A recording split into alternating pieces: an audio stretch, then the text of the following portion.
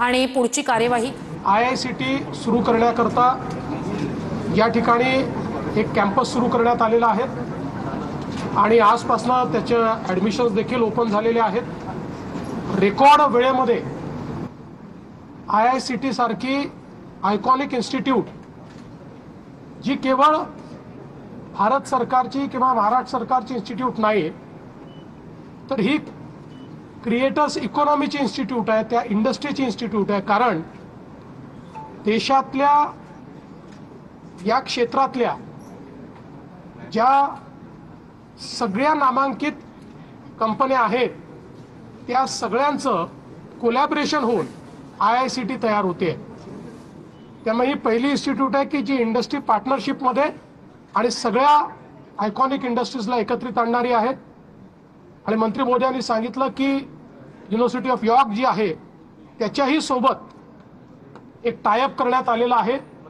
त्यामुळे मला असं वाटतं की मुंबई जे देशाचं एंटरटेनमेंट कॅपिटल आहे ते अधोरेखित करण्याकरता भारत सरकारने नेक्स्ट जनरेशन एंटरटेनमेंट जे आहे याच्याकरता जो सगळा ह्युमन रिसोर्स तयार होणार आहे तो तयार करण्याचं महत्त्वाचं केंद्र म्हणून मुंबईला निवडलं आणि त्याची आज सुरुवात झालेली आहे। आणि म्हणून मी भारत सरकारचे आणि माननीय प्रधानमंत्री मोदीजींचे, माननीय मंत्री महोदय अश्विनी वैष्णवजींचे महाराष्ट्र सरकारच्या वतीनं, महाराष्ट्राच्या जनतेच्या वतीनं आणि मुंबईच्या एंटरटेनमेंट इंडस्ट्रीच्या वतीनं खूप खूप आभार मानतो। या ठिकाणी क्रिएटर्स येतील, काही प्राधान्यक्रम असणार आहे का मुंबई किंवा असं काही?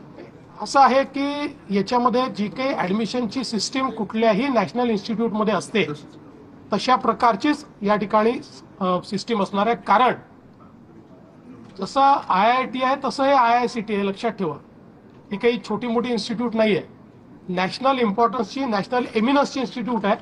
त्यामुळे या ठिकाणी पारदर्शी पद्धतीनं सगळे प्रवेश होतील।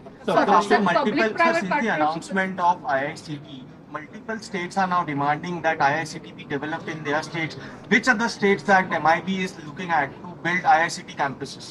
अभी फोकस है पहले कैंपस को अच्छे से क्यूरेट करना, प्रॉपर्ली डेवलप करना, इंडस्ट्री के साथ पार्टनरशिप्स करना, कोर्सेज को प्रॉपर्ली डेवलप करना, अभी उस पर फोकस है। आंतरराष्ट्रीय चित्रपटासाठी तर एक परमनंट वेन्यू आहे, तुम्ही म्हणताय की वेव्हसाठी देखील मुंबई हा परमनंट वेन्यू व्हावा, त्यासाठी सरकार देखील राज्य आणि केंद्र कार्य करणं, कशा प्रकारचा फायदा महाराष्ट्राला किंवा मुंबईला होणार आहे? असं आहे की आपण वेव्हचं आयोजन केलं, भारत सरकारने ती संधी आपल्याला मुंबईला आणि महाराष्ट्राला दिली आणि आपण बघितलं की जगात या इव्हेंटची चर्चा झाली आणि जगभरामध्ये लोकांना या इव्हेंटमध्ये आपण गेलं पाहिजे असं वाटलं।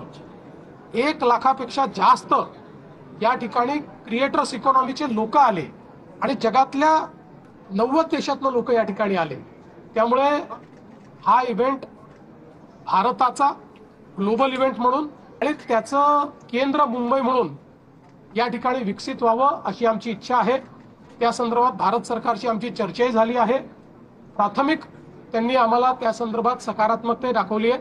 त्यामुळे एक वेव्हचं परमनंट सचिवालय, कायम सचिवालय या ठिकाणी तयार करून आणि त्यातनं ॲन्युअल किंवा बाय ॲन्युअल जे काही केंद्र सरकार ठरवेल त्या प्रकारचा वैश्विक इव्हेंट हा क्रिएटर्स इकॉनॉमीचा या ठिकाणी करावा असा आमचा प्रयत्न आहे।